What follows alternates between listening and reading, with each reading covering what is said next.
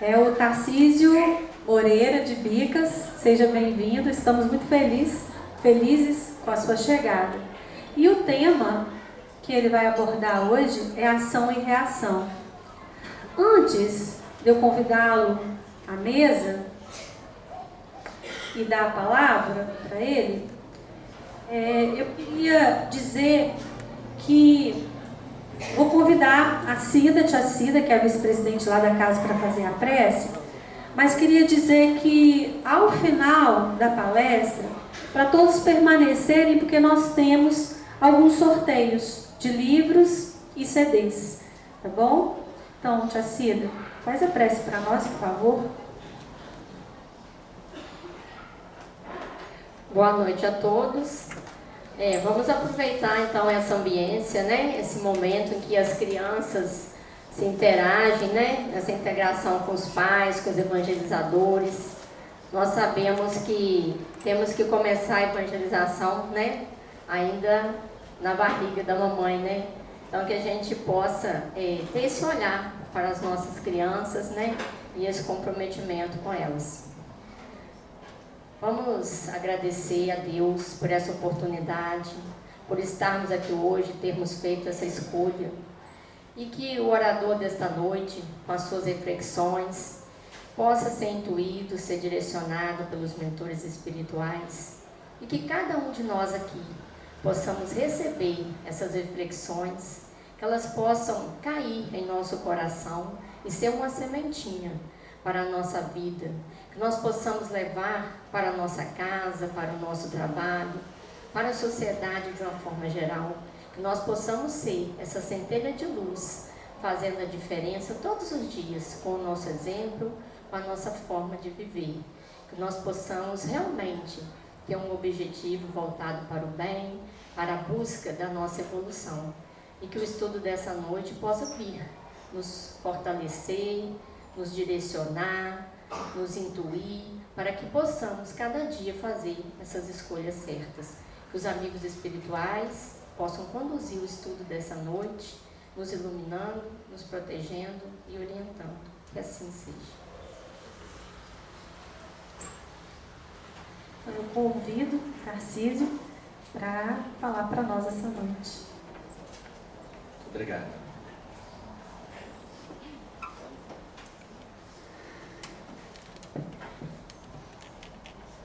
Caríssimos irmãos, muito boa noite. É uma alegria muito grande para nós estarmos retornando a Cataguases depois de um longo período. Nós estivemos aqui no encontro fazendo um trabalho, mas isso aí já vai uns 15 anos atrás, então é um recomeço e é uma alegria muito grande estar numa casa onde a gente vê a participação, né, a presença das pessoas que estão buscando uma reflexão dentro da doutrina espírita. É muito motivante para nós vermos uma apresentação como as crianças fizeram nessa noite. Porque é importante para a doutrina espírita que os pais espíritas tragam seus filhos à doutrina espírita. E mais importante é que esses mesmos pais levem a doutrina espírita para dentro de casa, para que a vida social não esteja divorciada da proposta do Evangelho segundo o Espiritismo. Para que a gente possa criar uma reflexão realmente sobre a importância da família, nesse reencontro de almas, onde a nossa missão maior é aproximá-las de Deus. O estudo que nós vamos fazer essa noite, a reflexão, é dentro do tema ação e reação. Allan Kardec, quando se preparou para montar para nós o Evangelho segundo o Espiritismo, depois das duas obras iniciais impactantes, tanto para a ciência como para a filosofia, ele se retira do meio social. Ele afasta do convívio até dos militantes espíritas, para fazer uma profunda reflexão sobre os textos evangélicos, sobre os evangelhos canônicos que foram editados a partir do Concílio Ecumênico de Nicéia. naquele momento, ele busca, através da sua leitura, retirar o que houvesse de melhor para uma adaptação à vida social daqueles que buscassem realmente uma nova proposta de vida. E ele abre o Evangelho com uma frase inovadora.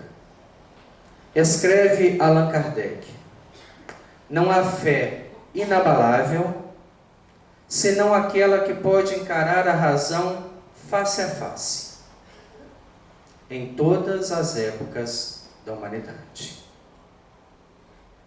Ali ele fazia um divisor de águas. Não estamos repetindo nenhuma proposta religiosa. Allan Kardec, antes das mesas girantes, era simpatizante da doutrina protestante. Era um profundo admirador de Lutero.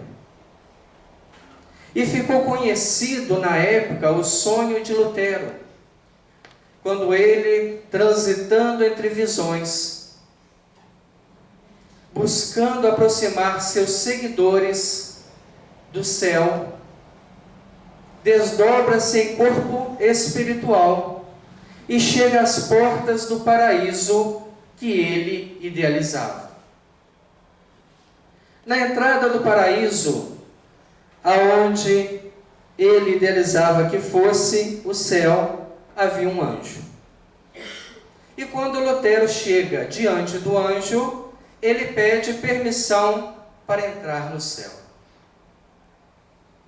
Mas o anjo diz a ele: ainda é muito cedo, você ainda não está pronto. Mas ele, curioso, pergunta ao anjo: mas os protestantes estão no céu? E o anjo diz a ele: não.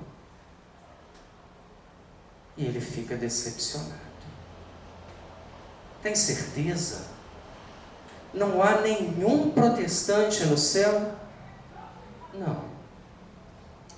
Então os católicos, aqueles que seguem a fé que eu abjurei. E o anjo disse: também não. Talvez os seguidores de Buda, de Maomé, tampouco.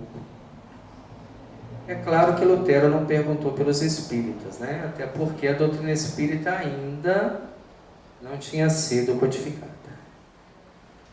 Então ele falou assim: então você vai concordar comigo, o céu está desabitado.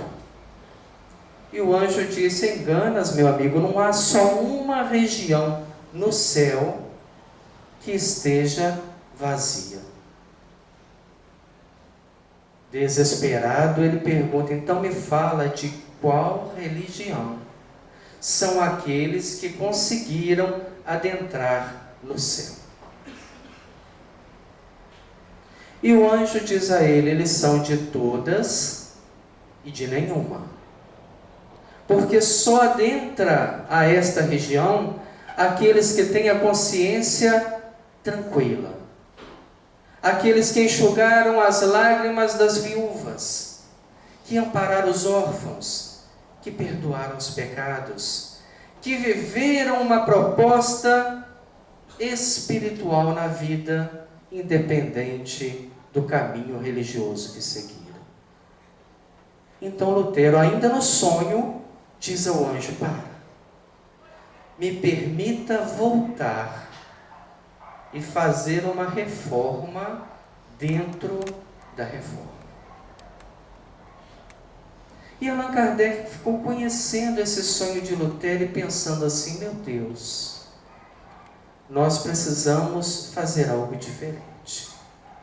Nós não queremos repetir uma proposta religiosa que engane as pessoas. Porque se nós descartássemos a doutrina espírita, nos parece que o mundo está perdido. Há pouco tempo, conversando com um colega de trabalho extremamente materialista e ateu, ele disse para mim: como é que você pode acreditar em Deus? E eu perguntei para ele: como é que você pode não acreditar? E ele contou-me a história dele. Ele disse: Deus não pode existir, porque se Deus existisse, Ele não permitiria que as pessoas boas sofressem. Então você identifica que ali havia uma dor, ali havia um sofrimento. E eu falei: mas por quê? Qual pessoa boa próxima a você que sofreu e você considera Deus o responsável por isso? E ele começou a me contar o seu drama pessoal. Era uma pessoa muito apegada a um parente próximo. E esse parente próximo era uma pessoa digna. Era uma pessoa caritativa. Era uma pessoa que trabalhava no bem. Mas de repente surge-lhe uma doença. A princípio uma dor incômoda, que aos poucos foi somatizando, transformando-se num tumor que consumiu-lhe a existência. E para alguém que não consegue enxergar nada além do intervalo do nascimento ao túmulo, é algo inaceitável. Como que pode existir um Deus que permite que os bons sofram, enquanto há uma quantidade de pessoas de índole duvidosa que se dão bem, que prosperam, que têm alegria? E realmente, se nós não tivermos uma proposta de fé diferenciada, nós vamos entrar numa onda de pessimismo. Porque o espírita não pode ser pessimista. Eu fico pouco de ver espíritas falarem assim: nossa, mas a situação do Brasil é caótica, não tem jeito. Como se nós, inteligência relativa, pudéssemos questionar a inteligência suprema. Será que a primeira pergunta do Livro dos Espíritos foi respondida de forma leviana? Qual que é a primeira pergunta do Livro dos Espíritos? Que é Deus? Essa nós sabemos de cor, né? Pelo menos essa. E a resposta?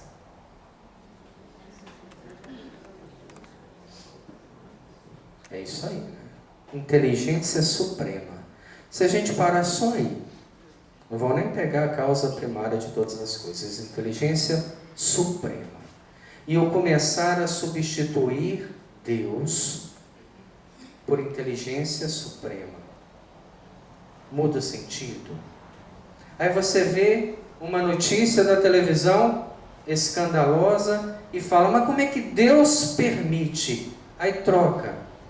Como que a inteligência suprema permite? Aí muda o foco. Peraí, mas se Deus permite, há algo que eu tenho que respeitar.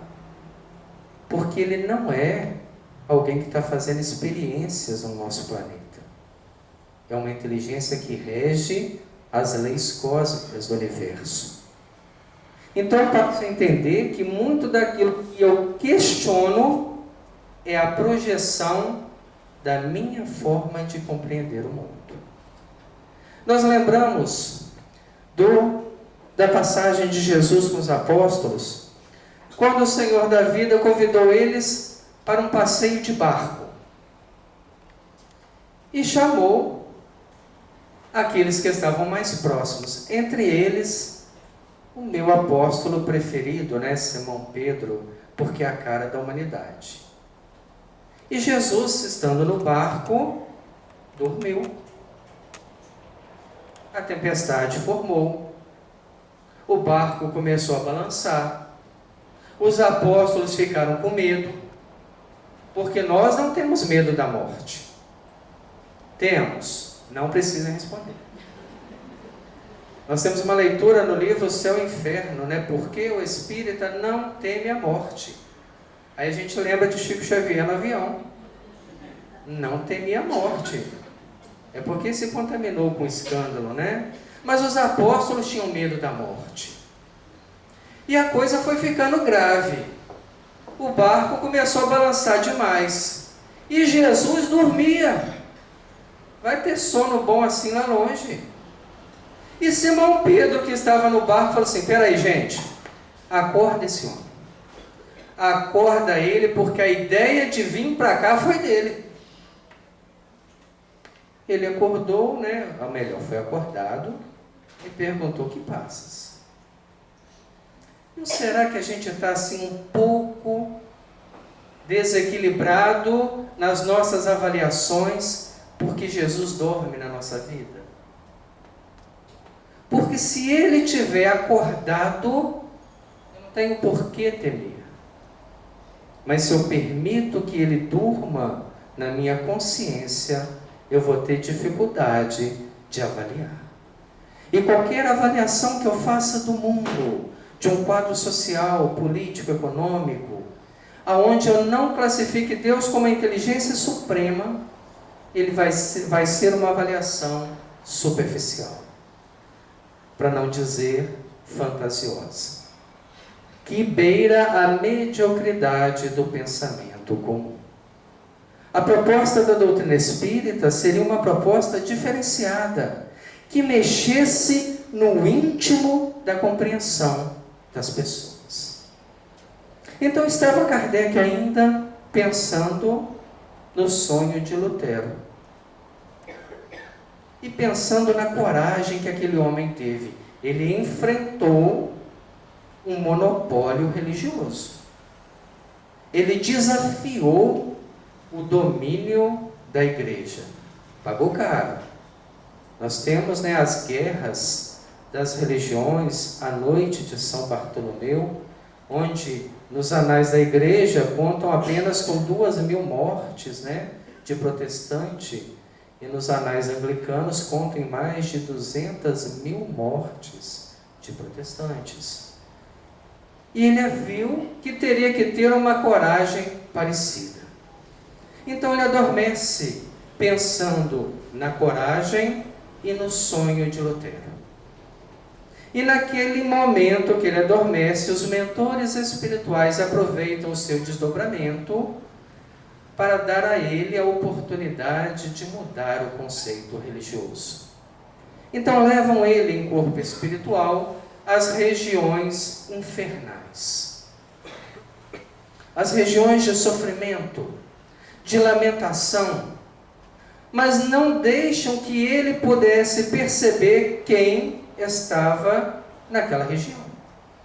Então ele ia passando, escutando gemidos, escutando clamores, escutando o sofrimento, e ele começa a perguntar: mas quem está aí? Quem está nessa situação, nessa realidade? Seriam os perseguidores da humanidade, os conquistadores como Alexandre, como Aníbal?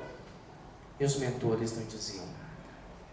E ele ia caminhando por uma região cada vez mais escura, e cada vez mais o tormento, a lamentação, que começou a perturbar-lhe intimamente. Então ele suplica: talvez sejam os governantes, a loucura de Nero, ou a carnificina de Calígula. E os mentores dizem: não. Aí estão aqueles que conheceram, que tiveram contato com uma proposta religiosa, mas não seguiram essa proposta. E ele desperta desse sonho. E quando ele desperta, ele vem então com uma pergunta para sacudir a humanidade. Ele faz o questionamento da pergunta 642 do Livro dos Espíritos. Nessa questão ele pergunta: para ser agradável a Deus e assegurar a felicidade futura, bastará ao homem deixar de fazer o mal? Vamos pensar sobre isso. É verdade que a divindade sempre nos envia aqueles que podem adiantar a nossa mente. Cientistas, como diz o Espírito Emmanuel, são, na verdade, sacerdotes do Espírito. E todo o trabalho que fazem dentro do campo da ciência são trabalhos nobres. Entre eles, nós tivemos a oportunidade de ter a presença de Isaac Newton. E Newton era um homem que vivia em alfa, num biorritmo mental completamente diferente da humanidade. Quando nós estudamos a sua biografia, conta-nos que ele certa vez passou 3 dias fazendo uma experiência. Havia perdido a noção do tempo. Estava tão ligado àquela ideia que esqueceu de comer, de dormir, de se alimentar, de tomar água. Aí depois de 3 dias, o organismo gritando, ele teve fome. Então ele saiu do laboratório, veio caminhando em direção ao refeitório, que ficava do outro lado da Universidade de Londres. Mas no meio do caminho ele encontra um aluno. E aquele aluno lhe faz uma pergunta. E ele volta ao estado de alfa. E responde, e dá exemplos, e tenta esclarecer da melhor forma possível. Mas quando termina de responder, ele já não sabe mais se ele estava indo para o refeitório ou voltando. Aí ele pergunta para o aluno: quando você me viu, eu estava indo para o refeitório ou voltando de lá? E o aluno, que era pior do que ele, disse: só estava voltando. Ele fala: então já me alimentei, vou voltar para a experiência. Este ser diferenciado, que equacionou o pensamento de Deus na lei da gravidade, escreveu para nós as leis da mecânica clássica. 3 leis. Qual que é a primeira lei de Newton? Vamos lembrar das aulas de física, né? Primeira lei de Newton é a lei da inércia. E o conceito de inércia está escrito lá nos livros clássicos, né? Inércia porque todo corpo que está parado tende a ficar parado até que uma força não nula haja sobre ele. De que Newton está falando? Da matéria. Mas será que nós também temos um comportamento inerte? Será que de alguma forma a gente exprime esse comportamento de estar parado e se não vier algo que movimente a gente não sai do lugar? Porque a inércia, é o nome científico da preguiça. Mas nós espíritas não somos preguiçosos. Concorda? Porque a preguiça é a aversão ao trabalho. E o trabalho é aquilo que nos dignifica, que faz com que a gente produza alguma coisa. Imaginemos a nossa vida. Nós temos num dia 24 horas. Dormimos 8. Trabalhamos 8 e jogamos 8 fora. Porque tem pessoas que dormem 8 horas. O corpo dorme e quando ela vai ter a emancipação do espírito, o espírito também dorme, porque está cansado. Aí vai para o trabalho cansado. Vai para o almoço cansado. Retorna para o trabalho esgotado. Chega em casa à tarde e não consegue nem levantar do sofá. Nessa época fria, aqui em Cataguases não é tanto, mas lá em Bicas está fazendo em torno de 5 graus de madrugada, ninguém toma banho. É a época que os vendedores de perfume mais lucram, né? Porque é a época do banho francês, porque esse não tem essa quebra de temperatura. Nós começamos a colocar para fora a nossa inércia. E a preguiça ela é mãe de 2 filhos complicados. Um deles se chama desânimo. É quando a gente suborna o ânimo. Eu tenho vontade de ir, mas... Tem até um ditado popular que fala sobre isso, né? A vontade, ela dá e passa. Então eu espero quietinha ela passar. Então, vamos ver se ela vai vingar mesmo, né? Ou se eu ficar quietinha aqui daqui a pouco, ela passa. E a gente vai ficando cada vez mais lento, vai desanimando do propósito. Quando a gente vai no cemitério fazer aquelas visitas ótimas, né, na libertação espiritual dos nossos companheiros, a gente tem curiosidade de entrar dentro daquela região e está escrito lá na plaquinha: descanse em paz. A pessoa quer descansar até depois da morte. Aliás, é Cornélio Pires, né, que escreve uma trovinha sobre João de Souza, né? Ele fala assim: li no túmulo de João de Souza. Aqui finalmente descansa em paz aquele que não fez nada na vida. E é uma realidade. Quem dera que a morte fosse descanso. A morte é libertação para mais trabalho.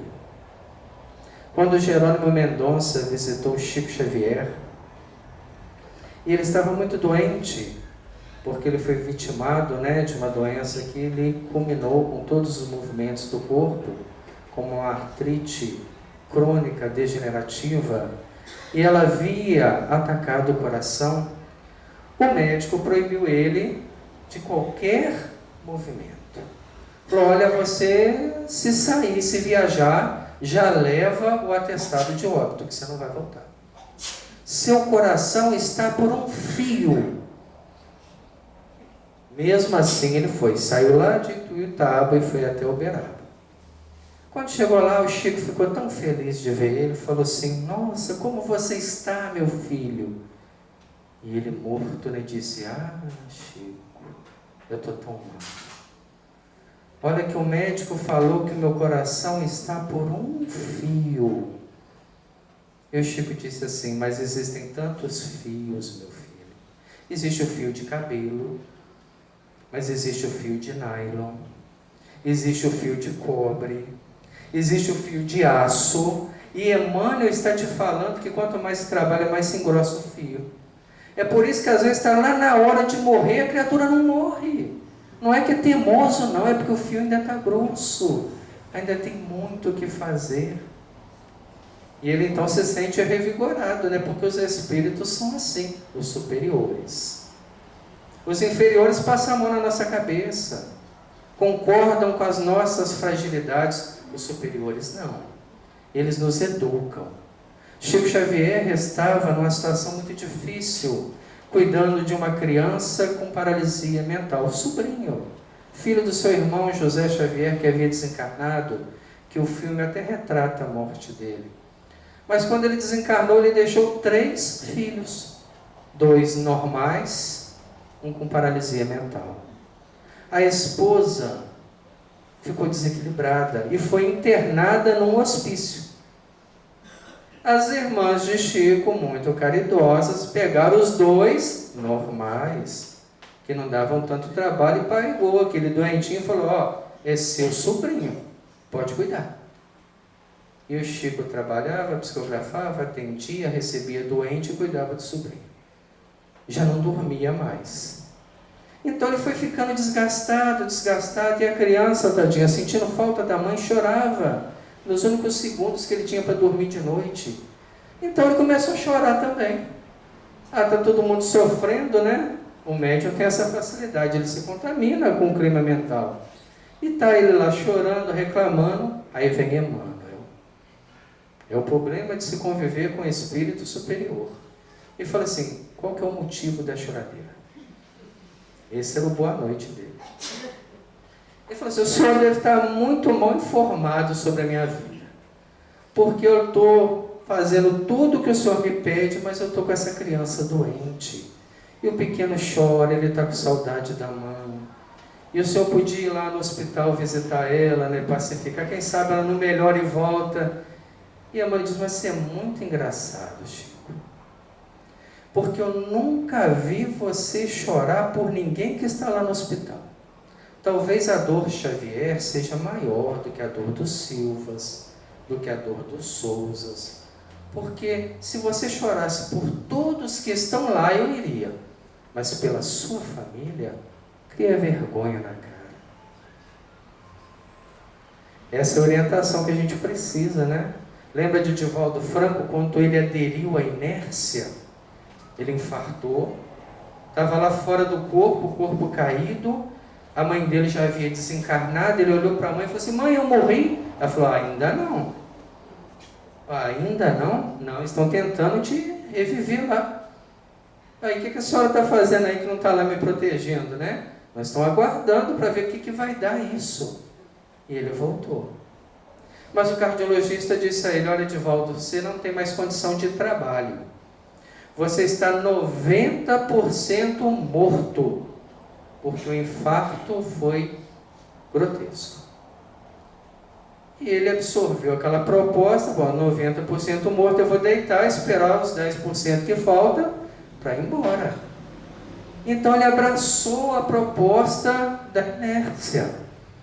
Mas naquele dia, naquela noite, havia reunião mediúnica, e quando faltava 5 minutos, porque os trabalhadores superiores não têm tempo de paparicar ninguém, Joana apareceu para ele na cama e falou assim, como é que é? O que está fazendo aí? Nós temos trabalho mediúnico. O trabalho era dentro da mansão, mas do outro lado da praça. E 5 minutos para quem estava infartado, era quase que andar de Fórmula 1. Ele falou assim, mas senhora, eu estou doente. O médico falou que eu estou 90% morto. Eu falei, e daí?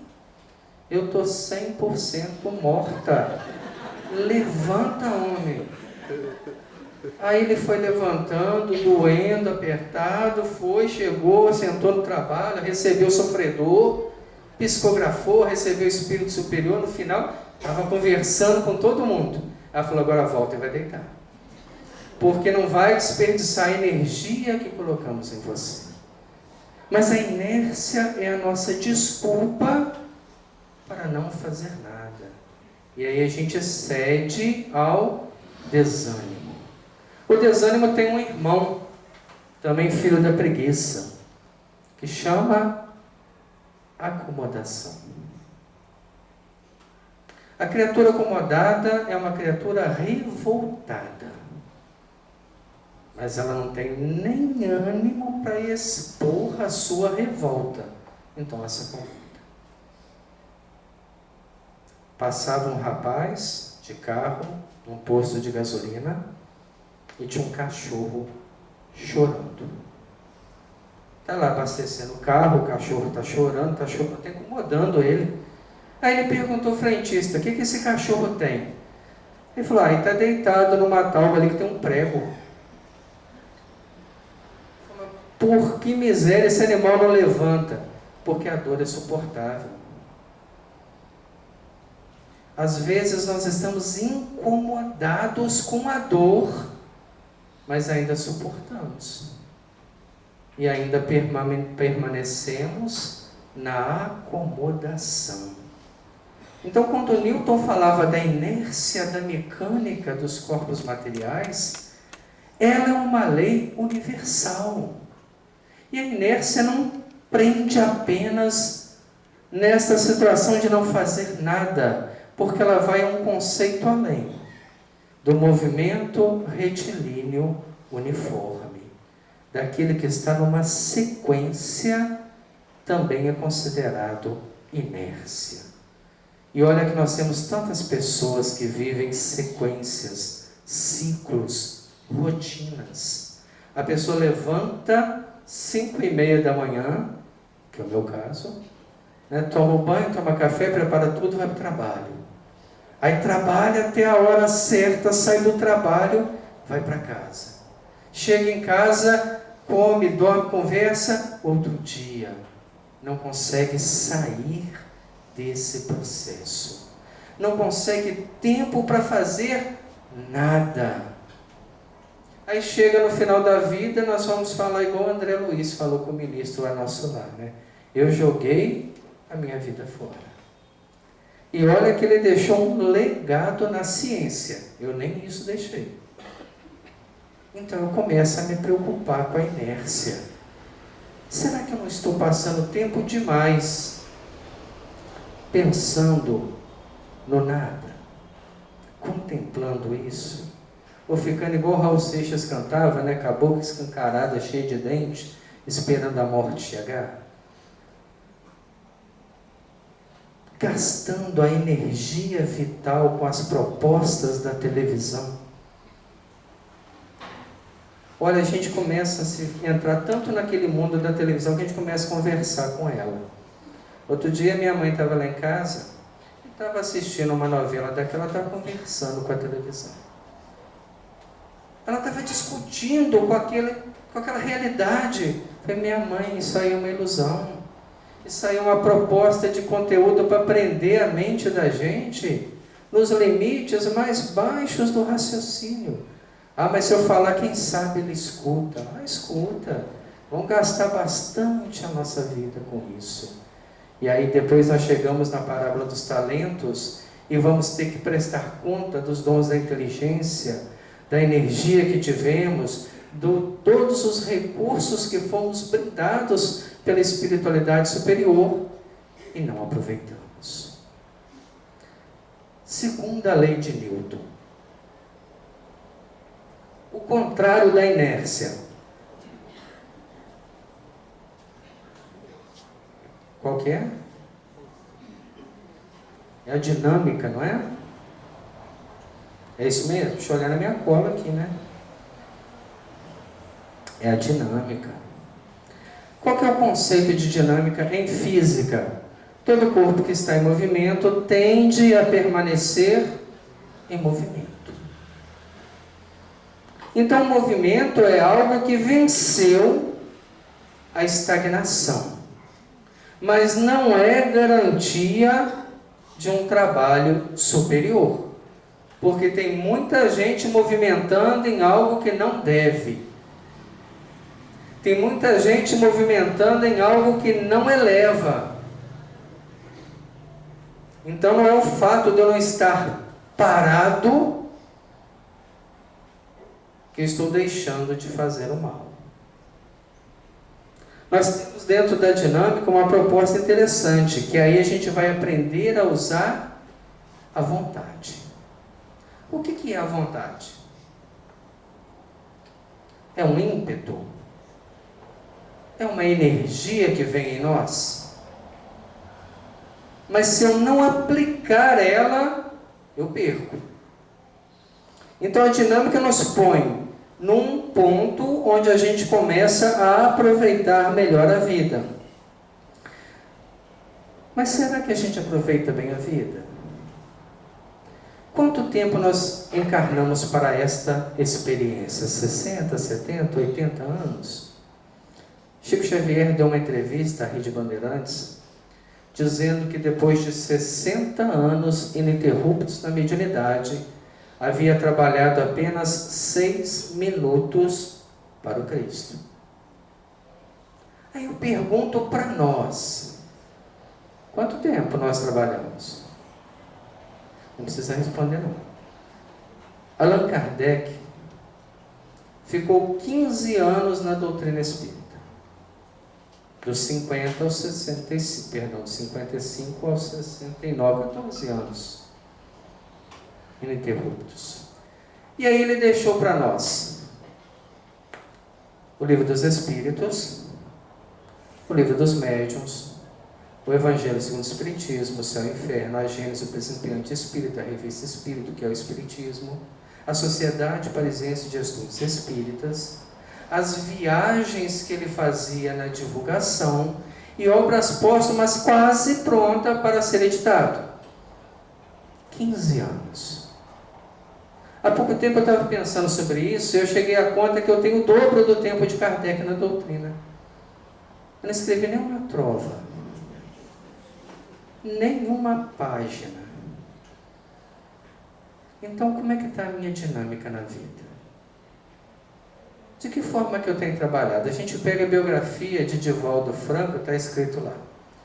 Divaldo Pereira Franco, 13.000 conferências em 5.000 cidades, em todos os continentes, tirando a Antártida, que não tinha nada para ir fazer lá.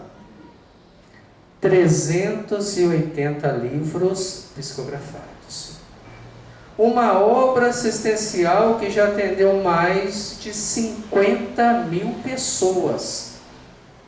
E ele fez 90 anos, há 2 anos atrás, que ele tem 92, e ele concedeu uma entrevista a Haroldo Dutra e a Rossandro Klinger na Mansão do Caminho, está lá no YouTube. Então Haroldo pergunta a ele assim: Divaldo, você com 90 anos, se a vida terminasse agora para você, o que você diria da sua própria consciência? E ele já tinha a resposta na ponta da língua, como sempre. Ele diria o seguinte: Senhor, não fiz mais porque faltou recurso. Mas eu senti uma inveja. Porque eu passei, né? Falei assim, meu Deus, se fosse eu agora, né? Falei assim, o que você fez da sua vida? Muito pouco, quase nada. Um pouquinho a mais que a inércia. Mas está em tempo ainda da gente mudar. A gente tem condições de trabalhar, porque a doutrina espírita, ela nos concede a bênção da oportunidade. Não adianta esperar favoritismo que ela não concede. Chico Xavier, com essa obra toda, ele foi um homem que teve 3 infartos, ele teve tuberculose, uma sequência de pneumonia, tinha labirintite, era reumático, caiu, fraturou as costelas, tinha problema na visão do olho direito, que tinha glaucoma, o esquerdo ele perdeu por completo, e nenhum dos emissários superiores veio tirar o peso das dores do mundo para que ele pudesse trabalhar. Porque às vezes a gente fala assim, eu queria tanto trabalhar na casa espírita, mas eu tenho uma enxaqueca, que é só falar em trabalho que ela vem. É impressionante, vai ter um imã que puxa. Tem. É o imã da preguiça. Nós temos Jerônimo Monteiro, Perdão Mendonça aqui, com toda a sua limitação orgânica, fez todo um trabalho. E a mãe dele certa vez falou assim, olha meu filho, eu estou quase acreditando nesse negócio de espiritismo. Ele falou, é mesmo mãe? Por quê? Olha, porque eu tenho 10 filhos, não é verdade? E era uma miséria. Eles viveram numa miséria completa, porque ele foi ter o primeiro par de sapato com 16 anos. E com 17 já não podia calçar mais por causa da doença que deformou o pé. Porque pobre, gente, não troca de roupa, não. A roupa é que troca de pobre. Começa no irmão mais velho e vai descendo a escadinha. Ele era o 9º, então ele já pegava o resto de 8. Era uma realidade difícil. E ainda estava todo limitado, já estava tetraplégico. E a mãe dele falou assim, olha, eu estou quase acreditando. E ele falou, por quê? Porque eu tenho 10 filhos. É verdade. Só você que é aleijado. Seu carinho de mãe, né? Falei, é verdade. Mas você é o único que não para em casa. Ele falou, é verdade, mãe. Porque a paralisia do corpo eu não posso mudar. Mas pior que a paralisia do corpo é a paralisia da alma. Da alma que deixa de sentir, da alma que deixa de produzir, que deixa de compreender, que deixa de amar. Essa eu não me permito. Então são almas que decidiram ficar no estágio da produção. E terminando a parte da física, senão nós estouramos o tempo, né? Qual que é a terceira lei de Newton? É o tema do estudo, tá? Agora que a gente entrou no tema. Muito bem, ação e reação. O que essa lei quer falar para nós? Que toda ação tem uma reação de igual teor. Toda ação que a gente faz é uma plantação que recolhe da vida uma reação. Então, se eu tomo uma atitude e essa atitude tem consequências, as consequências são reações da ação que foi a minha atitude. E aí a gente começa a ficar preocupado, porque parece aquela pena de talião, aonde você roubou, corta a mão fora. Aonde você cometeu um crime contra a sociedade, pena de morte. Eu tenho um colega, esse colega materialista, ele falou comigo assim: por que a doutrina espírita é contra a pena de morte? Que teste bom, né? Eu falei, olha, porque a gente acredita, né, que quem morre é o corpo, a essência pensadora, idealizadora do crime continua viva. E uma vez liberta dos limites que o corpo físico impõe, ela vai ter um campo muito maior de ação, influenciando outras mentes que pensam como ela, sem contar na série de pessoas inocentes que possam ser condenadas. E ele disse, mas eu não acredito que um inocente tenha sido condenado à morte. Eu falei, mas Jesus foi. Qual o crime que ele cometeu? E a condenação foi feita com aclamação popular. E aí o assunto correu. Mas voltamos à ação e reação. Diante dessas três leis que regem tanto os corpos da matéria, das leis da física clássica, como os quadros sociais das leis do comportamento emocional, nós voltamos à questão 642 do Livro dos Espíritos. Quando Allan Kardec perguntou, para ser agradável a Deus e assegurar a sua felicidade futura, bastará ao homem deixar de fazer o mal? São três respostas. Primeira resposta. Qual que é? Não, né? Não basta deixar de fazer o mal. Mas o não fazer alguma coisa é o quê? É inércia. Eu não faço mal, mas também não faço bem. Aí a gente cai lá na 7ª classe da 3ª ordem, da pergunta de número 100 do Livro dos Espíritos, que é a escala espírita, dos espíritos neutros. Nem bom para fazer o bem, nem mal para fazer o mal. Nós nos tornamos indiferentes. E Joana tem uma frase pesada sobre indiferença, quando ela diz que a indiferença é a pobreza de percepção do fenômeno da vida. Então não adianta não fazer o mal. Segunda resposta. É preciso fazer o quê? O bem. O problema é que os espíritos não pararam aí. Eles colocaram lá, né? Não, vírgula, é preciso fazer o bem, e fazer o bem já seria a dinâmica do processo, mas na extensão da sua força, no limite da sua capacidade. E aí fica difícil, né? Porque o que é fazer o bem no limite da minha capacidade? A gente fala, não, eu faço, né, alguma coisa, mas até onde não me incomoda. Porque incomodou, eu paro. É igual aquela pessoa que diz assim, Não, eu sou paciente, desde que não pise no meu calo. Você é paciente como? A gente não sabe nem orar, né? Quando a gente ora, fala assim, meu Deus, me dê paciência. Mas não existe um pacote espiritual chamado paciência. Ele vai falar, o que a divindade pensa como inteligência suprema? Eu vou te dar condições para você desenvolver paciência. Então, se você pedir paciência, eu vou te dar dificuldade. Que aí você vai desenvolver paciência. E paciência, se eu decompor a palavra, é a ciência da paz. É onde ninguém me perturba.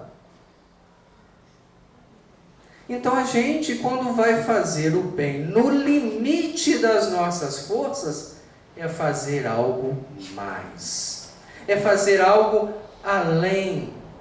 É proporcionar aos outros o que há de melhor que eu gostaria que fosse feito a meu respeito. Capítulo 17 do Evangelho, Sede Perfeitos, leitura, o dever.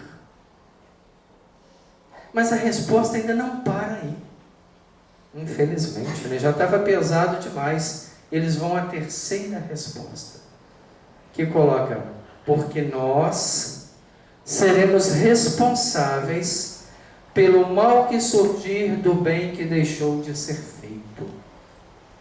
Ele está falando de quê? De causa e efeito. Ele está falando que todas as vezes que eu deixei de fazer o bem e surgir o mal, eu sou responsável. Aí traz isso para a nossa vida pessoal. Quando a gente age de forma errada. Eu não devia ter feito isso, mas fiz. Eu não tenho como desfazer. Não tem. E as pessoas que vão se inspirar na minha ação e fazer a mesma coisa? Responsabilidade minha. Minha. Pode ver, né, que infelizmente, quando há um suicídio numa região, começa a haver uma série de outros que são quase que inspirados naquela ação. Nós tivemos, né, um episódio desse lá em Bicas, onde um conhecido nosso, que passava por uma dificuldade muito grande e que pela falta de conhecimento de valores morais, optou pelo enforcamento. Ele morava numa rua e o terreno da casa dele dava limite para outra rua. E o vizinho de fundo para a casa dele, que foi no velório dele, suicidou na outra semana. Porque às vezes já está naquela fragilidade mental e observando a atitude extrema, acaba se encorajando e agindo da mesma forma. Falar, mas eu não falei para ninguém fazer isso, mas eu me tornei referência.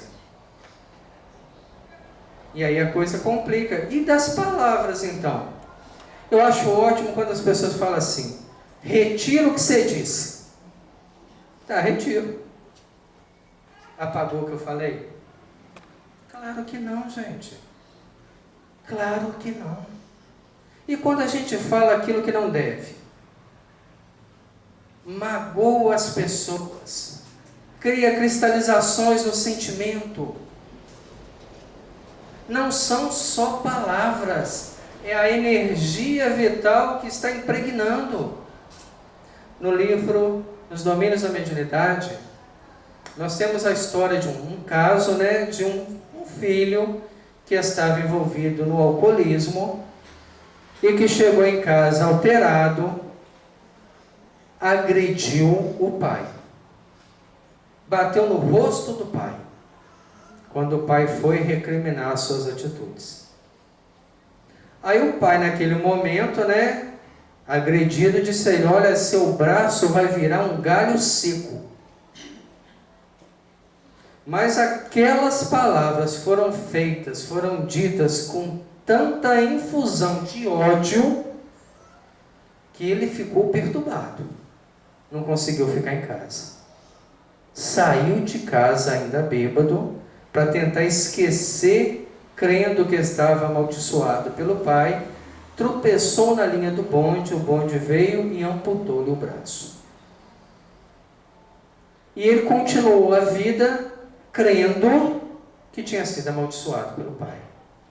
Desencarna e recupera o braço na forma de um galho seco, pela ideoplastia da consciência de culpa. Então a gente tem que ter cuidado com aquilo que fala, porque aquilo que a gente fala gera nas outras pessoas reflexões, posturas mentais. Como é que a gente vai educar os nossos filhos? Você vira para o filho e fala assim: olha, não beba, que isso faz mal. Ele fala: mas o senhor bebe. Não, mas eu sou adulto, você é criança, eu tenho que te educar, mas você nem se educou. Eu me lembro que Haroldo Dutra conta um caso, que ele estava dirigindo lá em Belo Horizonte, no centro, vem um outro carro e deu aquela fechada nele. Aquela que ele parou no último milímetro do centímetro para não bater. Qual que é o ímpeto que vem na gente? Mentalmente nós já xingamos, mas aquilo vem na boca.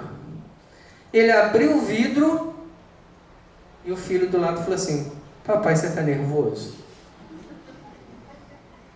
Ele falou: tô. Mas se essa pessoa for alguém que assiste às suas palestras?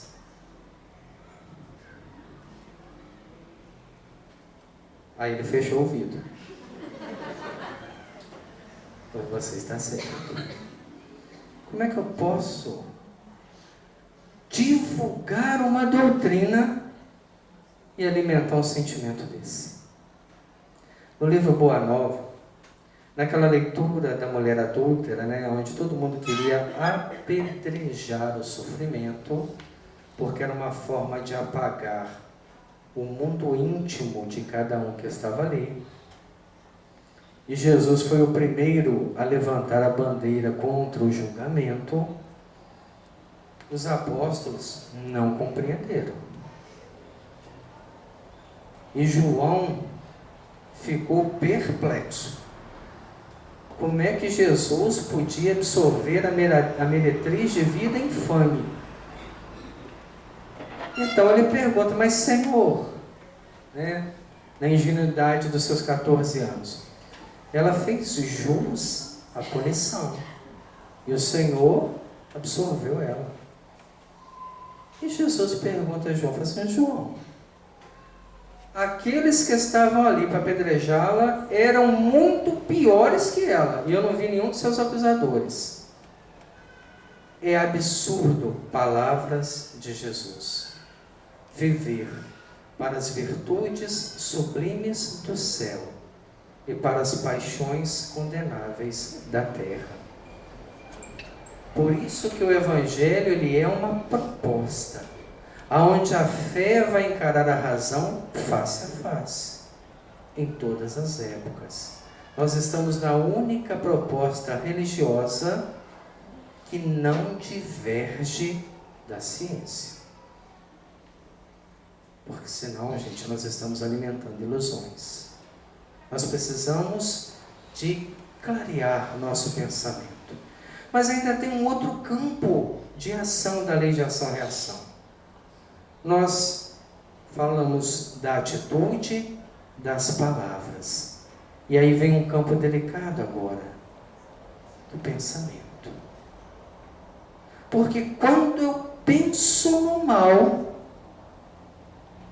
eu sustento o mal que existe. Isso é profundo, né? André Luiz gastou diversos capítulos do livro Mecanismo da Mediunidade para nos ensinar isso.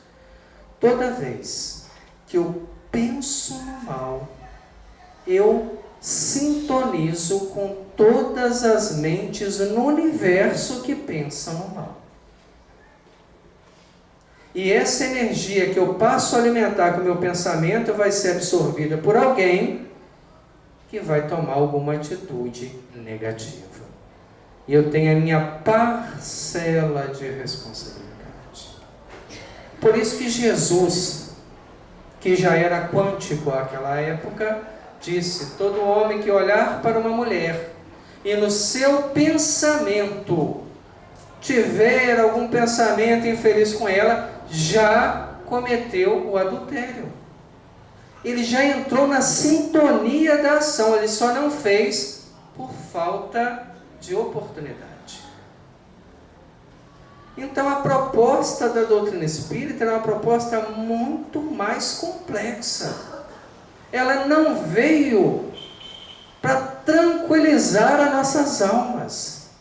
Ela veio para consolar nossos sofrimentos. Quando nós falamos, mas Senhor, está muito difícil. Não.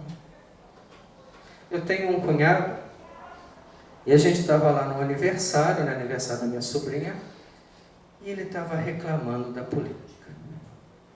Porque por causa da política ele perdeu parte da aposentadoria dele.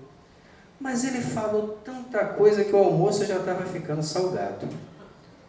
Eu falei assim, olha, há quanto tempo você é espírita? Aí já parou, né, a conversa, a pessoa assusta na hora. Ele falou, mais ou menos uns 10 anos. Eu falei, você ainda acredita nisso? Porque nós podemos acreditar que existe injustiça, é uma expressão da maldade.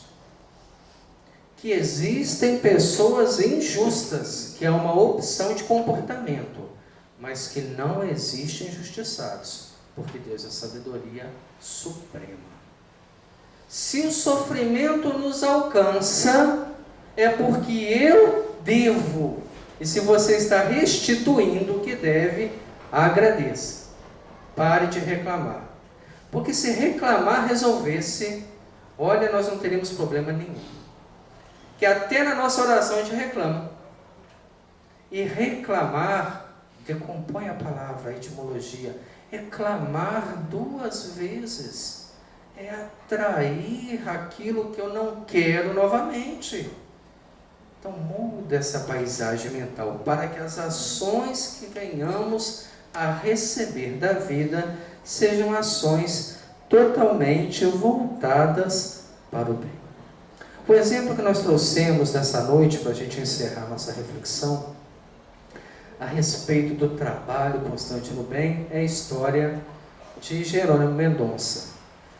Ele, que até os 16 anos de idade era um jovem saudável, tinha 1,83 m de altura, olhava no espelho e acreditava que era o Tarzan. Naquela época só tinha esse herói, né? Hoje talvez ele escolhesse outro, né? Mas naquela época ele falou, eu sou igual ao Tarzan. Coitado, né? Foi assistir uma reunião espírita. E o orador, num momento assim de alta inspiração, um orador que tinha um campo mediúnico muito grande, recebeu uma intuição do espírito que estava ajudando na palestra. O espírito falou no ouvido dele assim, agora eu vou falar para o Tarzan. E o orador ficou mudo. Pensou, né? Você está ficando doido. Ele falou, não, pode falar, porque ele está aí assistindo. E ele meio que confuso, né? Resolveu confiar, falou assim, agora eu vou falar para o Tarzan. E ele pensou, meu Deus, me descobriram aqui no meio. Porque ninguém sabia, ele vai contar isso na sua biografia. E o orador diz a ele, olha meu amigo Tarzan, segura firme no cipó da vida, porque nós vamos passar por cima da selva do sofrimento. Ele foi para casa meditando, meu Deus, o que me aguarda? 1 ano depois ele já não andava mais. A doença começou a consumir-lhe pelos pés, foi aos poucos paralisando o corpo, tirando a sua mobilidade, mas nunca impediu que ele produzisse, que ele trabalhasse. Nessa paralisia ele fundou uma creche, 5 casas espíritas, uma gráfica e escreveu 6 livros. Não perguntem o que eu já fiz. Já falei para vocês, né? Meia página foi muito. Nesse meio tempo, ele ficou 30 anos tetraplégico, ainda teve a bênção de ficar cego, mais 20, né? durante o processo da doença.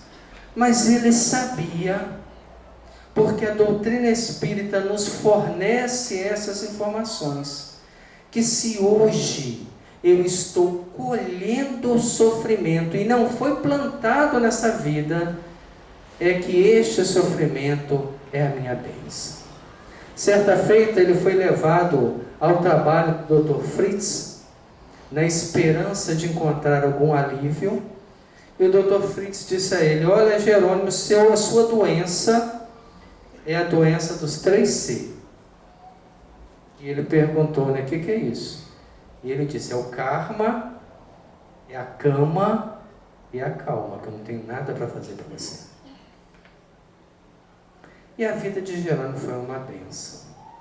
Pensa numa pessoa que ganhou uma Kombi e por 18 anos viajou pelo Brasil pregando. Não só em Minas, como no centro-oeste, como no sul do Brasil. Sempre divulgando a alegria de viver no privilégio de servir. Uma vez ele foi esquecido dentro do cemitério. Levaram ele para fazer prece. Espírita tem mania disso, né? Levar as pessoas para fazer prece na capela. Como se todos que vão lá não tivessem que fazer prece. Mas no caso de Jerônimo, como não entrava com a cama, né? Acompanharam o enterro e na hora de sepultar, botaram a cama do lado para que ele pudesse fazer a prece. E ele fez aquela prece longa, bonita. Quando ele terminou, todo mundo já tinha ido embora. E ele estava cego e já falou assim: daqui a pouco vão me buscar. Mas esqueceram o homem no cemitério. Quando chegou a noite, alguém deu falta dele. Aonde que esse homem estava? Voltaram para buscar, estava lá deitado. Aí falou: nossa senhora, você perdoa, a gente esqueceu-se aqui. Que nada. Eu tive a oportunidade de orar para todos que estão aqui, em todas as encarnações que passaram, porque o tempo foi muito grande. O importante é a gente não encarar o sofrimento como uma desculpa para a falta de atividade que nos leva à inércia. Quando nós estamos em causa e efeito, é sinal que nós estamos recebendo o que plantando e plantando para receber depois. Se hoje, com todo o conhecimento que nós temos, não estivermos sendo os primeiros a trabalhar para um futuro melhor, ele nunca existirá. Nós acompanhamos, às vezes, o atendimento fraterno, e as pessoas falam assim: não, porque as crianças agora são do 3º milênio, né? Elas vão fazer um mundo melhor. Depende. Depende do mundo que nós estamos ensinando para elas. Porque nós estamos na missão de plantar, através do nosso exemplo. Estava Divaldo, né, lá na Mansão do Caminho, estamos terminando. Bateram na porta, tocaram a campainha. Aí a pessoa foi lá, a turma de sofredor, né? Sofredor adora encontrar alguém para consolar. É impressionante. A gente fala assim: eu estou passando mal, quem será que podia conversar comigo? Aí os obsessores vão e jogam a imagem de alguém que já está trabalhando muito, né? Ele vai lá. É o nome escrito no livro do céu. Conhece essa história? Quando o Divaldo reclamou: é impossível que na cidade igual Salvador não tenha mais ninguém que possa atender esse povo sofredor. E a Joana disse a ele: para de reclamar, homem. Você tem o nome escrito no livro do céu. Então, quando alguém está sofrendo, está passando alguma dificuldade, ele procura alguém e essa pessoa inspirada fala assim: vai lá, procura o Divaldo. Ele é bom, ele atende, ele escuta. Então não reclama não. Mas nesse dia ele estava atarefado. Ele estava preparando um seminário, uma viagem. Aí chegou e falou assim: olha, seu Divaldo, tem uns 20 aí fora, querendo falar com o senhor. E estava ele e um menininho, 4 anos, brincando. Ele falou assim: fala que eu não estou. É uma atitude que a gente não faz, não é verdade? Já pensou domingo a gente fazendo almoço? Amanhã, né? Preparando aquele néctar para o almoço. 9h30 da manhã, a campainha toca. Aí você vai lá, olha assim, Está aquele pessoal de terno com a Bíblia debaixo do braço. Aí você fala assim, faz silêncio que eles vão embora. Ele também fez isso. Ah, dá uma desculpa lá, fala que eu não estou. Aí o menininho olhou para ele e falou assim, mas você é mentiroso, hein? Eu estou te vendo aqui, como é que você não está? E ele sentiu uma vergonha. Ele olhou para a criança e falou assim, você tem razão, eu estou sim, pode mandar entrar. Gente, às vezes a gente faz isso, o telefone toca para a gente, né? A gente já pede alguém para falar assim, fala assim, vou ver se ele está. Quem que é fulano? Estou não. O orador espírita é danado para fazer isso, né? Vão marcar palestra. Agora criaram uma tristeza chamada WhatsApp, né? Que não acha a gente em qualquer lugar. Aí acha, a gente tem que confirmar. Visualizou, marcou, porque tem que confirmar sim ou não. A gente tem que começar a viver a verdade. Porque é acima do nosso exemplo que nós estamos educando. Paulo de Tarso dizia, as palavras podem até convencer, mas somente o exemplo arrasta. Se nós que estamos numa fé libertadora, não nos libertarmos das fraquezas das posturas emocionais, de que ela está servindo? De que valeu o trabalho de nosso codificador? O que nós estamos fazendo aqui, agora, nesta noite? Que Jesus nos abençoe a todos. Muito obrigado a todos pelo carinho, pela presença, pela vibração. Que Jesus continue conosco hoje, agora e sempre.